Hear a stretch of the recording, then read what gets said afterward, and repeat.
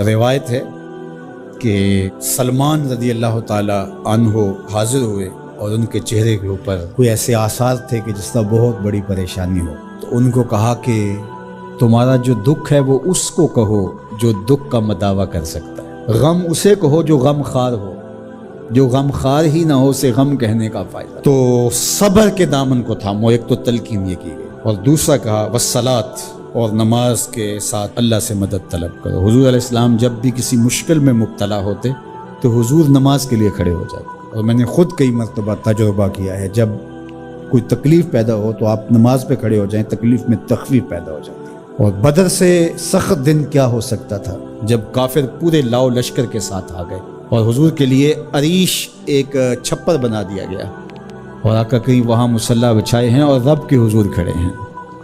مشکل کے وقت جب کوئی سبب نہ رہے تو اس کے حضور آ جاؤ، وہ تمہاری ضرورتوں کا کفیل ہے۔ وَإِنَّهَا لَكَبِيرَةٌ إِلَّا عَلَى الْخَاشِعِينَ، اور یہ بہت بھاری ہے نماز پڑھنا اور صبر کرنا، لیکن جو اللہ کا خوف سینے میں پالنے والے لوگ ہیں، رکھنے والے لوگ ہیں، ان کے لیے مشکل نہیں۔ بچے کو صبح اٹھائیں آپ نماز کے لیے تو وہ اٹھتا ہی نہیں ہے، بار بار کہہ کے اس کو اٹھانا پڑتا ہے، اور اس نے سوات کی سیر کے لیے جانا ہو اور دوستوں کو ٹائم دیا ہو، تہجد کے وقت ہی تیار ہو کے بیٹھ جاتا ہے۔ اس کا مطلب ہے کہ اس کو نماز کا شوق نہیں ہے، اس کا شوق تھا، جس کا شوق تھا اس کے لیے اٹھنا بھاری نہ ہوا۔ میرے والد گرامی سے کسی نے کہا جی جاگ نہیں آتی، تو فرمانے لگے صبح منڈی جانا ہو تو جاگ آ جاتی ہے، کچہریوں میں تاریخ ہو تو یاد آ جاتی ہے۔ منڈی جانا یہ تمہاری بدنی ضرورت ہے بچوں کے پالنے کے لیے، اپنی ضرورت کے لیے۔ کچہریوں میں جانا خوف ہے، نہ گیا تو میرے خلاف فیصلہ ہو سکتا ہے، تو تمہیں نہ امید ہے اللہ سے اور نہ اس کا خوف ہے، تو پھر کیسے جاگ آئے؟ اور کسی نے کہا کہ حضور نماز پڑھنا چاہتا ہوں، جاگ نہیں آتی۔ اللہ اکبر، کہنے لگے ارادہ اگر پکا ہو تو نیند نہیں آتی، بار بار اٹھ کے ٹائم دیکھتے ہیں وقت تو نہ گزر جائے۔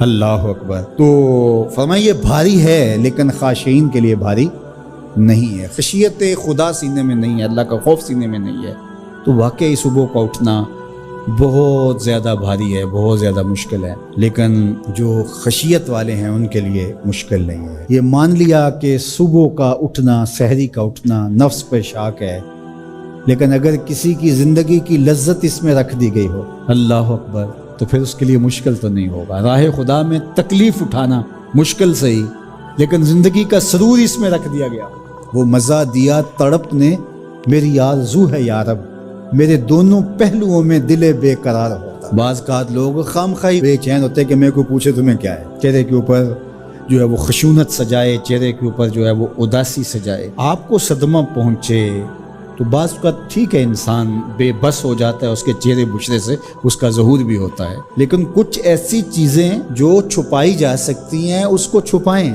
ہنس کے پی جا تلخی ایام کو ناصر، غم کے سہنے میں بھی قدرت نے مزہ رکھا ہے، غم برداشت کریں، اندر اتارنے اس کا اجر رکھا گیا ہے، اس کا صلہ بتایا گیا۔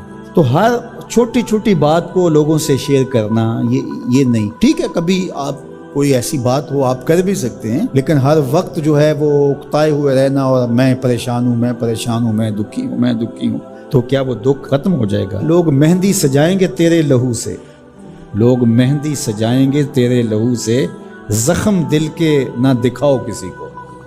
لوگ تو اس سے طرح مذاق بھی اڑائیں گے، اور جب تم ہنستے ہو تو زمانہ تمہارے ساتھ ہنستا ہے، اور جب تم روتے ہو تو زمانہ تمہارے ساتھ نہیں روتا۔ اس لیے یہ آنسو بڑے قیمتی ہیں، وہی بہاؤ جہاں شان کریمی موتی سمجھ کے چن لے۔ یوں ضائع نہ کرو، یوں ان کو برباد نہ کرو، لوگوں کے سامنے رسوا نہ کرو اپنے آپ کو۔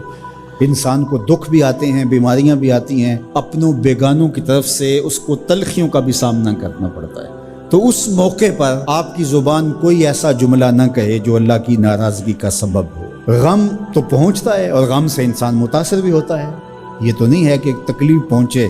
غالب نے کہا تھا روئیں گے ہم ہزار بار کوئی ہمیں ستائے کیوں، تو جب سینے میں دل ہے تو کوئی دکھ دے گا تو دکھی ہوگا، دل بے چین ہوگا۔ فرمایا کہ جب تکلیف پہنچے تو مدد کس سے طلب کرو؟ صبر سے، کہ اللہ مجھے توفیق صبر